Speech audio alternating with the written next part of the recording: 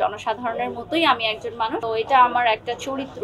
অন্যান্য মাসের চেয়ে ইনকামটা বেশি থাকে। নির্যাতন ঘরেও হতে পারে, ঘরের বাহিরেও হতে পারে। আমাদের নায়িকাও যেরকম দরকার, নতুন নায়কও দরকার। ঈদের পর আমাদের কাজের প্রেশার থাকে, বাট যেহেতু আবার পহেলা বৈশাখ আসছে, ঈদের পর আরেকটা কাজের আসতে হবে, তারপর আবার কোরবান ঈদের প্রমোশন শুরু হয়ে যায়। তো আমার মনে হয় একদম কোরবান ঈদ শেষ করে হয়তো আমরা একটু রিল্যাক্স। হ্যাঁ ছিলাম তো, যখন আমাদের লকডাউন ছিল, ইন্টারনেট ছিল না, জুলাই আন্দোলনের সময়, তখন তো আমরা ছিলাম এবং তখন আসলে ফিল করেছি যে ওই সময়টাও কিন্তু ভালো ছিল, যে ফেসবুকটা থেকে আমরা দূরে ছিলাম, কিন্তু সেটা একটু নেগেটিভলি, যেহেতু দেশের অবস্থা ভালো ছিল না।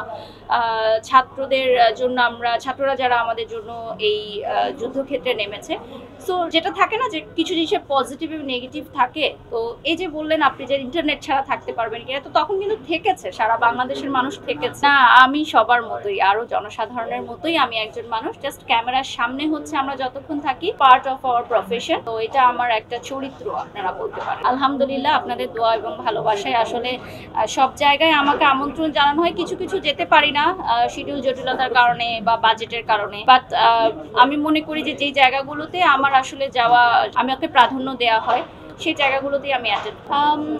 আজকে যেরকম আমি একটা স্কুলে একটা জায়গায় হচ্ছে আমরা চ্যারিটির কাজ করেছি, মানে তো আমার যেটা থাকে যে ঈদে আমার দেখা যায় যে অন্যান্য মাসের চেয়ে ইনকামটা বেশি থাকে, আমাদের সব ব্র্যান্ড প্রমোটারদের কাজের বেশি থাকে।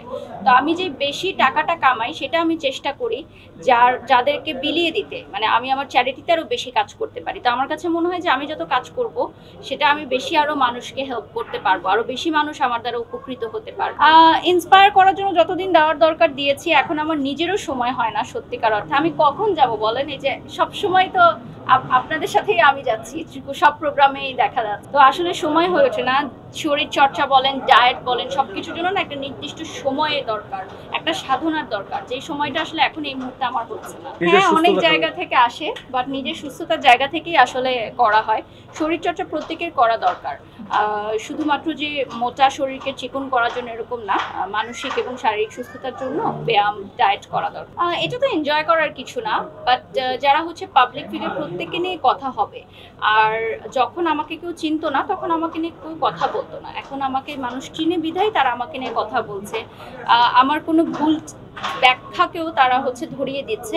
তো আমি তাদের কাছ থেকেও শিখি আসলে, যে স্লিপ অফ টাং অনেক সময় হয় না যে আমরা কোনো ওয়ার্ড বলে ফেলছি, তো সেক্ষেত্রে আমার মনে হয় যে আমাকে আরও হয়তো সচেতন থাকতে হবে, কারণ মানুষ আমার প্রত্যেকটা শব্দ চয়নও খুব গুরুত্ব সহকারে। আমি আসলে সবসময় বলি যে নির্যাতন ঘরেও হতে পারে, ঘরের বাহিরেও হতে পারে। আমাদের ঘর থেকেই পারিবারিক শিক্ষাটা দেওয়া জরুরি, যে নির্যাতন ঘর থেকেও শুরু হবে না, ঘরের বাইরে তো দূরে থাক। আর আমরা যারা মেয়েরা সারা ঢাকা শহরের বিভিন্ন জায়গায় গিয়ে কাজ করি, যারা চাকরিজীবী মেয়েরা আছি বা যারা ঘরেও থাকছে, কেউই কিন্তু সেফ থাকছে না। তো সেফটিটা আসলে নিজের কাছে, নিজের পরিবার থেকে শুরু করতে হবে।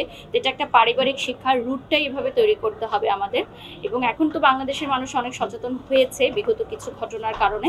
তো সচেতনতা বাড়ানোর জন্য আসলে আমাদের প্রত্যেকটা জেলায় এরকম কিছু সংস্থা করা হয়, যারা আসলে সচেতন করে তুলবে।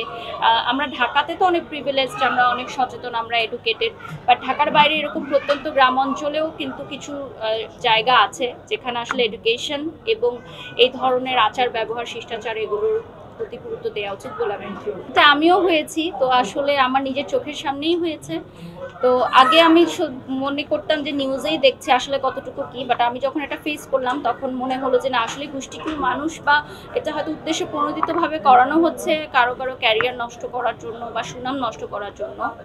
তো এগুলো আসলে বন্ধ হয়ে যাবে, এই অস্থির সিচুয়েশন থেকে আমরা নিশ্চয়ই পার পেয়ে যাব খুব শীঘ্রই। এদেরকে তো কিছু বলার নেই, যার যেটা ইচ্ছা সে সেটা বলতে পারে। স্বাধীন বাংলাদেশ, আমরা আমাদের কাজ করে যাচ্ছি। এই যে আজকে রেড লেমনের এত সুন্দর একটা প্রোগ্রামে এসেছি, এটা সাকসেসফুলি কমপ্লিট হলো। সো দোয়া করবেন, সামনে আরো অনেক প্রজেক্ট আছে আমার, সেগুলো যাতে আমি সাকসেসফুলি। হ্যাঁ, টিজার তো দেখা হয়েছে, আর আমার কিছু প্রিয় মুখ আছেন যাদের সিনেমা এবার রিলিজ হচ্ছে, so we are really excited.